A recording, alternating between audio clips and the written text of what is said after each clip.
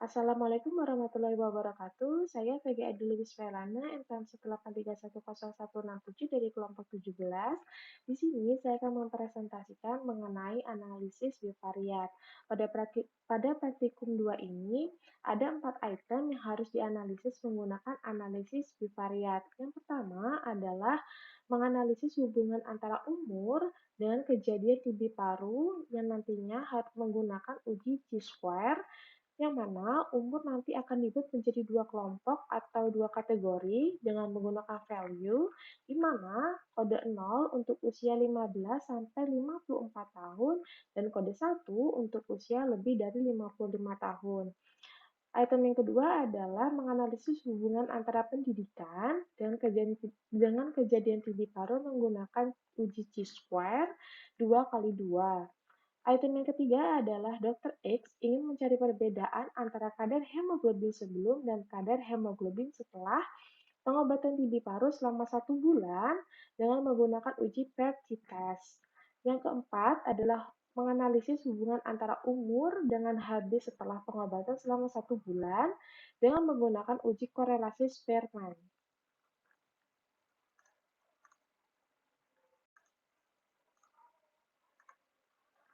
Yang pertama, saya akan mempresentasikan analisis bivariat mengenai hubungan antara umur dan kejadian TB paru dengan menggunakan uji Chi-square.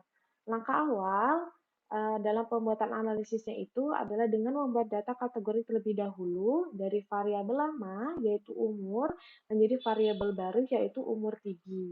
Dengan cara click transform, pilih record into different variables, lalu masukkan sorot variabel umur, pindahkan ke bagian kanan di kolom sini, dan lakukan output variabel di sini dengan mengetikkan umur underscore TB. Klik change. Setelah itu, klik out and new value. Seperti ini. Nah, kita masukkan value lamanya itu untuk menjadikan value baru atau variabel baru, yaitu umur grup, di mana nantinya jumlah umur yang bervariasi nanti akan dijadikan dua kode, yaitu kode 0 dan kode 1, di mana kode 0 itu untuk memberi keterangan usia 15 sampai 54 tahun, dan kode 1 untuk memberikan penjelasan bahwa itu adalah umur lebih dari 55 tahun. Jadi, langsung saja diisi di sini. Out value-nya itu yang pertama range, di mana usia 15 sampai 54 tahun diberikan coding nomor yaitu 0, dan usia lebih dari 55 tahun diberikan coding 1. Setelah itu klik continue. Oke. Nah, sudah keluar nih hasil outputnya, di mana dijelaskan bahwa usia 15 sampai 40 tahun itu diberikan coding angka 0, dan usia lebih dari 50 tahun diberikan coding angka 1.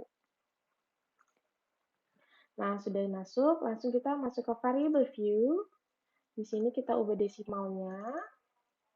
Nah, di value-nya ini, kita akan berikan penjelasan, di mana tadi kan udah dirubah tuh, dari kategori berbagai macam kategori umur, kita satukan jadi dua kategori aja, di mana 0 dan 1. Nah, nantinya untuk penjelasan di data view itu, kita jelasin 0 itu untuk apa sih, dan 1 tuh untuk apa. Nah, jelasin nih, berarti value 0 itu untuk menjelaskan usia 15 sampai 54 tahun, dan value 1 untuk menjelaskan bahwa itu usia lebih dari 55 tahun. Oke, kita ubah ke center aliknya. Nah, measure-nya ini kita rubah ke ordinal, di mana tingkatan datanya kan berbeda. Nah, sudah terjabarkan nih di data view untuk umur TB.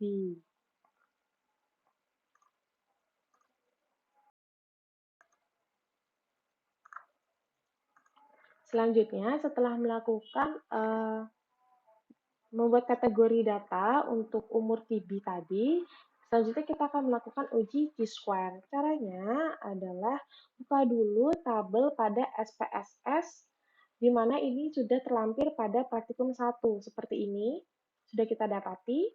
Langsung saja, klik lalu kita masuk ke variable view-nya, sudah masuk variable view, klik analyze, descriptive statistik, dan klik cross-tab.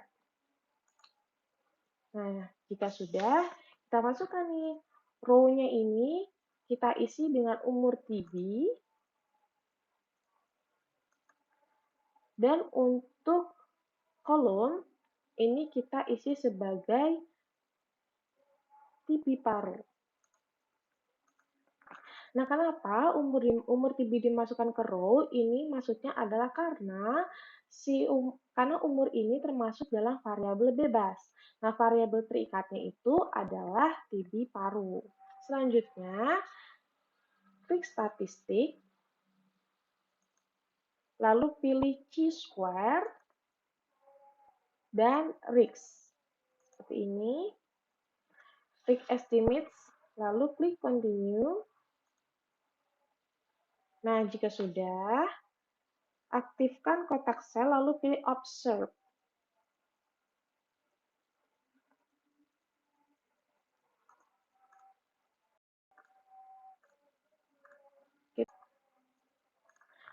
Nah, selanjutnya setelah kita tadi melakukan pengubahan atau analisis dengan menggunakan statistik, selanjutnya adalah klik cell, seperti ini, lalu klik observe dan row. Nah, observe ini nanti untuk menampilkan nilai observe-nya, dan row ini nantinya akan menampilkan nilai persentase ke arah baris. Lalu klik continue. Oke. Nah, keluar nih output dari uji chi-square-nya.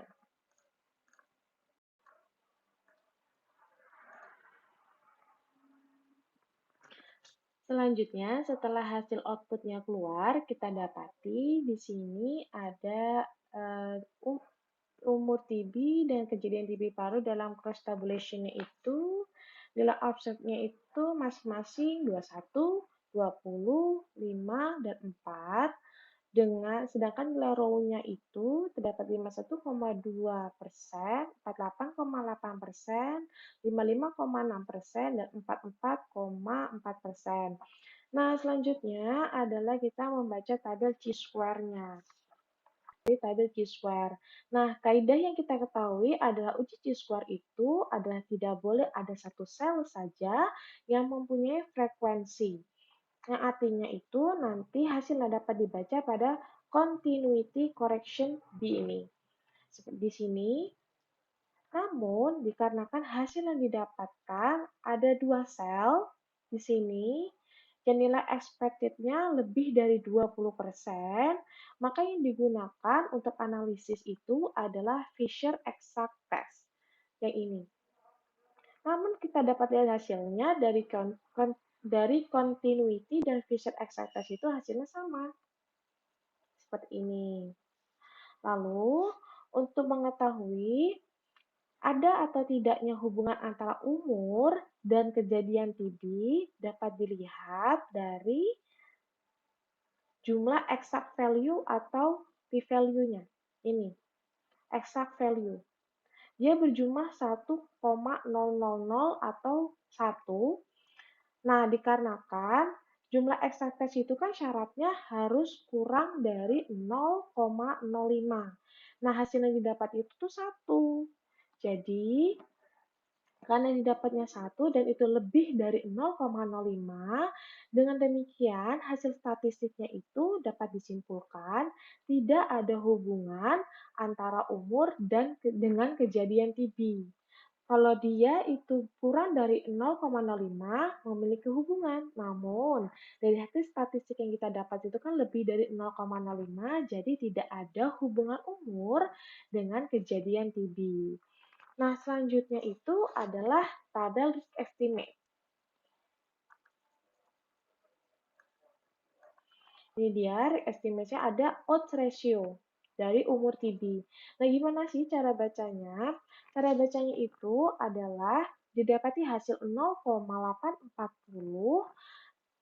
orang atau responden yang diteliti didapati bahwa mereka eee, tidak beresiko terkena TB paru. Dikarenakan apa?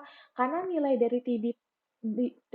dari yang tidak TB paru lebih besar dari hasil TB paru. Dapat kita lihat, nilai dari kohort TB parunya itu 1,098, tidak TB paru. Sedangkan yang TB paru hanya 0,922. Jadi dapat disimpulkan dari responden yang berumur antara 15 sampai 54 tahun atau lebih dari 55 tahun tidak berisiko terkena TB dikarenakan hasil di mana tidak TB paru itu 1,098 lebih besar dari yang TB paru dengan skor 0,922.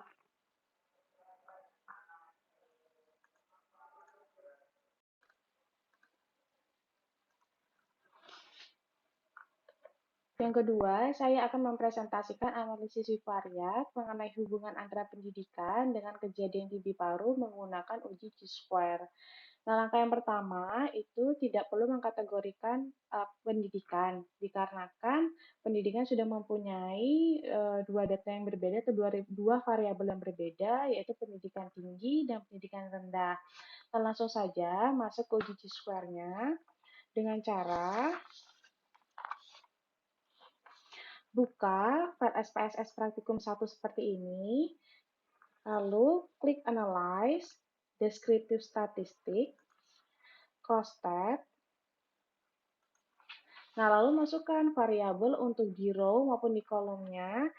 Nah, untuk variabel umur dan TB parunya kita kembalikan ke sisi kiri, lalu masukkan variabel yaitu pendidikan dan TB paru. Nah, selanjutnya klik statistik, lalu klik Q-square dan RIX, lalu continue, dan selanjutnya klik cells, pastikan sudah observe dan row. Lalu observe dan row ini untuk menampilkan nilai observe dan untuk menampilkan nilai persentase ke arah baris pada kotak calls-nya nanti. Klik continue, oke. Nah, di sini akan muncul tampilan output dari uji statistik hubungan pendidikan dengan kondisi atau kejadian TB paru. Nah, didapati di sini konnya didapati yaitu pada nilai observe untuk sel ABCD-nya masing-masing yaitu 9, 3, 17, dan 21, dan row-nya adalah 75,0%, 25,0%, 44,7%, dan 55,3%. Nah, setelah kita membaca tabel dari pendidikan dengan TB paru melalui cross tabulation, masuk ke tabel Q-square. Tabel Q-square ini menurut kaidahnya yaitu apabila apabila menurut kaidahnya dari uji Q-square ini adalah tidak boleh ada satu sel pun yang mempunyai frekuensi. Dan kita lihat ya di hasilnya ini adalah 0 sel, berarti tidak ada satu sel sama sekali yang terdeteksi pada tabel Q-square-nya. Nah, apabila didapati 0 sel seperti ini, cara analisisnya adalah melalui continuity correction. Lalu langsung kita lihat saja bagian nilai signifikasinya ini adalah 0,134. Berarti karena dia sudah memenuhi, masuk ke continuity-nya. Nah, gimana sih cara untuk mengetahui ada atau tidaknya hubungan antara pendidikan dan kejadian TB paru? Cara melihatnya adalah kita lihat nih bagian p-value-nya atau signifikasinya, yaitu 0,134. Di mana 0,134 ini lebih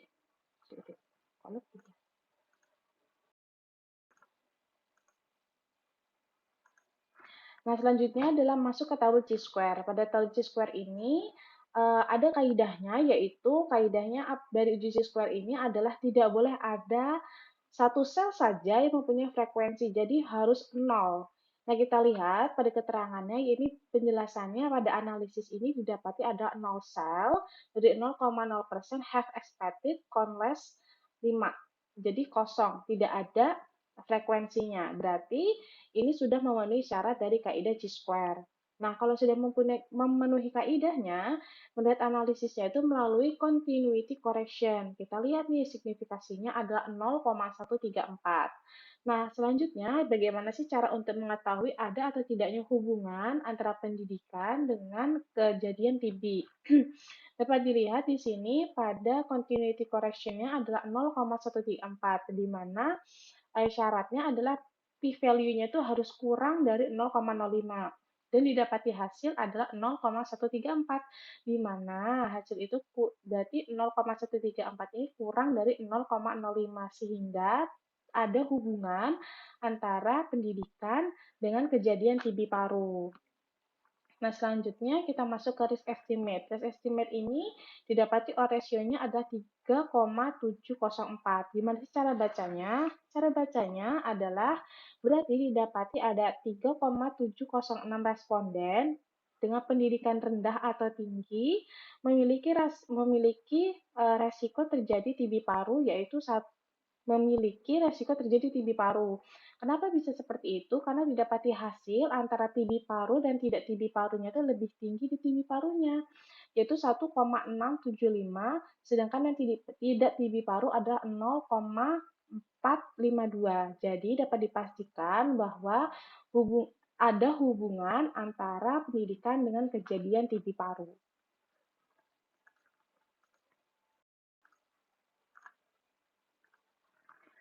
Yang ketiga, saya akan mempresentasikan analisis bivariat mengenai Dr. X ingin mencari perbedaan kadar hemoglobin sebelum dan setelah pengobatan TB paru selama 1 bulan dengan menggunakan uji paired t-test. Cara awalnya itu sebelum melakukan tes ini kita harus uji dulu normalitasnya sehingga kita bisa mengetahui tes ini bisa dilakukan secara parametrik atau non-parametrik. Untuk melakukan uji normalitas, langkah awal adalah kita buka dulu nih file SPSS pada praktikum 1. Nah, ini. Selanjutnya, kita masuk ke variable view. Ini sudah masuk variable view. Kita lihat datanya, lalu klik Analyze, Descriptive Statistic, klik Explore, seperti ini, dan masukkan variabel HB sebelum dan HB sesudah pada dependent list. Masuk ke sini, seperti ini. Jika sudah, kita klik both. Ini sudah displaynya sudah both. Lalu kita klik plots. Nah, jika sudah, kita pastikan sudah masuk ke faktor level together. Nah, ini sudah otomatis masuk ke sini. Lalu klik continue dan OK.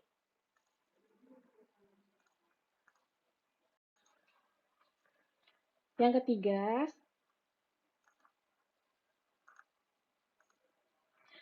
ketiga, saya akan mempresentasikan analisis bivariat mengenai Dr. X ingin mencari perbedaan kadar hemoglobin sebelum dan setelah pengobatan TB paru selama 1 bulan dengan menggunakan uji paired t-test. Nah, sebelumnya uji paired t-test ini kan uji parametrik.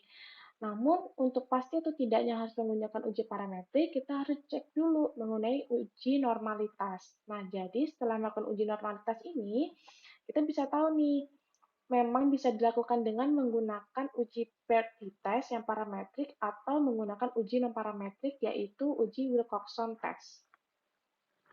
Caranya adalah cek dulu uji normalitasnya. Nah, jadi buka nih SPSS pada praktikum 1. Lalu langsung aja klik Analyze Descriptive Statistic, lalu klik Explore. Nah, kita masukin dependent list-nya, yaitu kan tadi mau ngecek HB sebelum dan HB sesudah kan, kita masukin.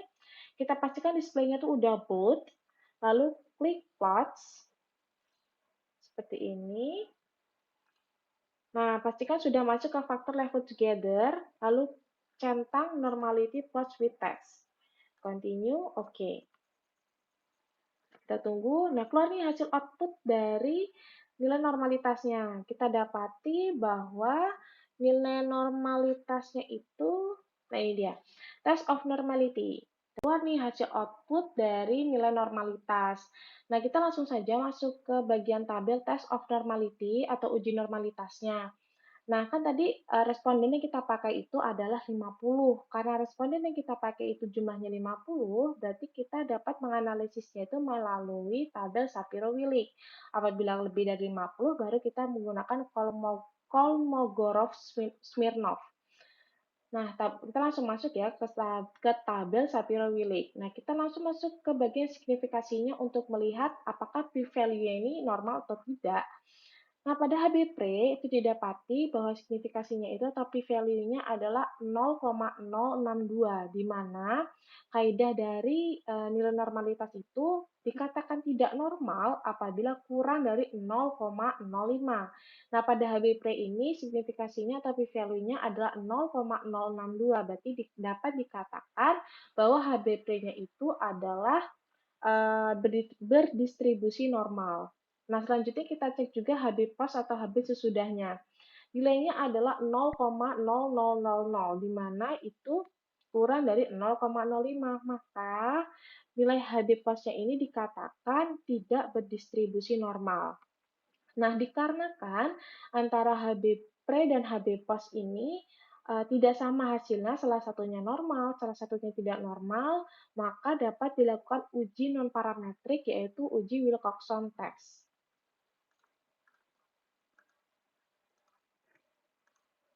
Nah, kenapa sih pada analisis ini yang dilakukan adalah uji Wilcoxon test?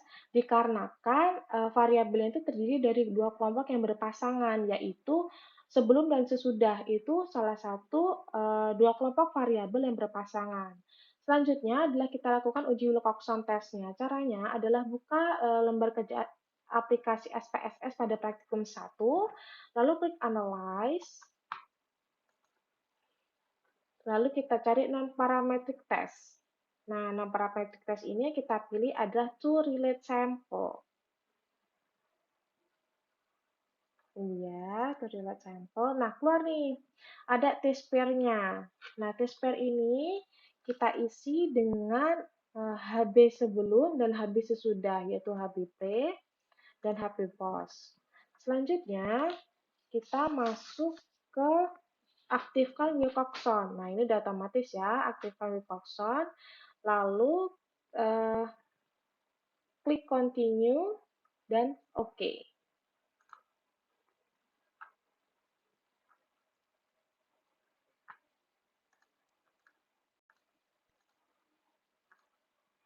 Setelah keluar hasil output dari Wilcoxon test itu didapati tabel yaitu range dan tes statistik. Nah, gimana sih cara membaca dari tabel rank ini?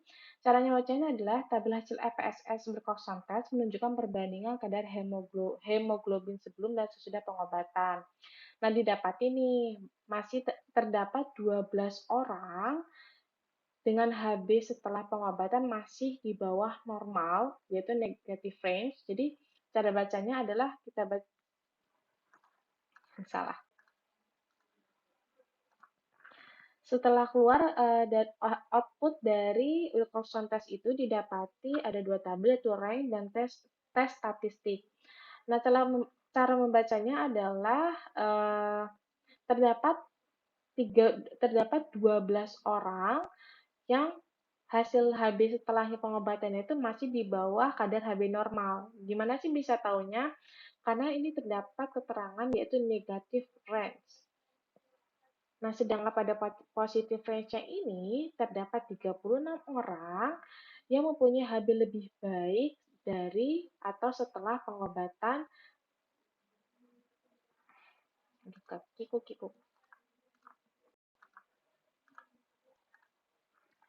Setelah output dari Wilcoxon test-nya keluar, akan didapati hasil seperti ini. Cara membacanya adalah kita lihat pada tabel range, yaitu ada negative range. itu 12. Maksudnya adalah masih terdapat 12 orang dengan habis setelah pengobatan masih di bawah kadar Hb normal. Dan positive range-nya itu didapati 36 orang. Cara membacanya adalah berarti sudah ada 36 orang mempunyai Hb lebih baik setelah pengobatan dan kadar Hb-nya itu sudah berada di batas normal. Selanjutnya adalah bagian tes statistik nih. Ini menunjukkan uji Wilcoxon test, di mana hasil p-value-nya adalah 0,000.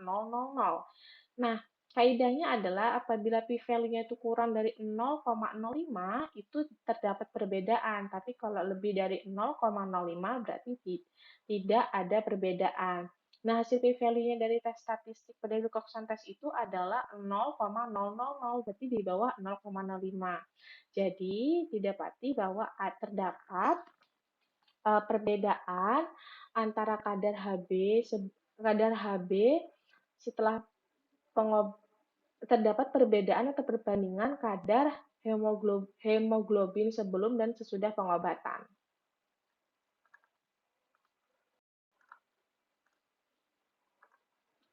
Yang keempat, saya akan mempresentasikan analisis bivariat mengenai hubungan antara umur dengan Hb setelah pengobatan selama 1 bulan dengan menggunakan uji kolerasi Spearman. Nah, caranya itu adalah lakukan dulu uji normalitas. Nah, dengan cara melakukan uji normalitas ini dapat membedakan nih, apakah memang dapat dilakukan uji parametrik atau non-parametrik. Caranya adalah untuk melakukan uji normalitasnya, buka dulu lembar kerja variabel SPSS atau lembar SPSS pada praktikum 1, lakukan klik analyze, lalu deskriptif statistik, selanjutnya explore.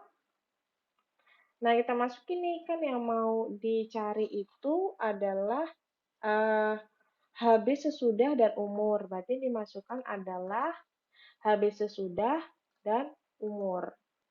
Nah, selanjutnya setelah itu kita lakukan pastikan sudah both dan kita pastikan di bagian pouch itu sudah faktor level together dan normality-nya sudah kecentang. Continue, lalu klik OK. Nah, akan keluar nih hasil dari tes normality-nya. Nah, karena tadi kan jumlah respondennya itu kurang dari 50, jumlah respondennya adalah 50, berarti kita menganalisisnya pada tabel Shapiro-Willig. Nah, didapati nih bahwa pada HB POS-nya itu signifikasinya itu kurang dari jumlahnya adalah 0,000, berarti di bawah 0,05, tidak distribusi normal. Pada umur juga signifikasinya adalah 0,0002, di mana kurang dari 0,05, jadi tidak distribusi normal. Nah, jika sudah seperti ini, dapat langsung dilakukan yaitu uji korelasi Spearman. Masuk ke bagian input, nah langsung klik analyze untuk melakukan uji korelasi Spearman-nya, correlate, lalu klik bivariat. Nah, kita masukin nih umur dan Hb POS. Umur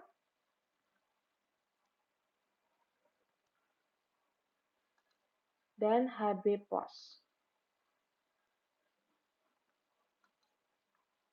Setelah itu, pilih uji Spearman, India.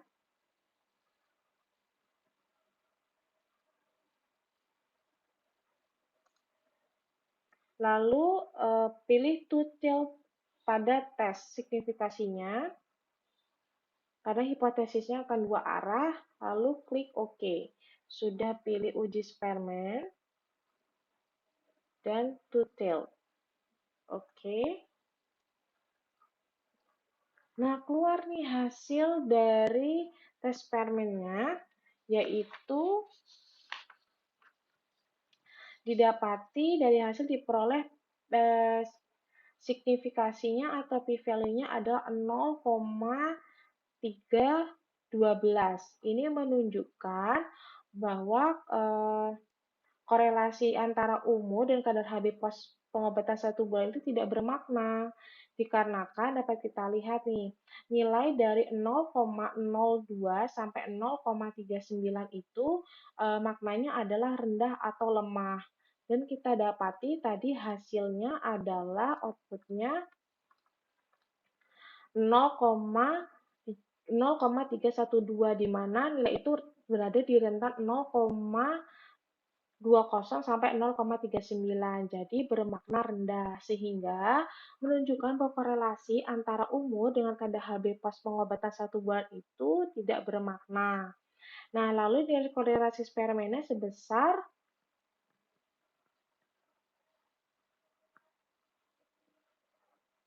0,146.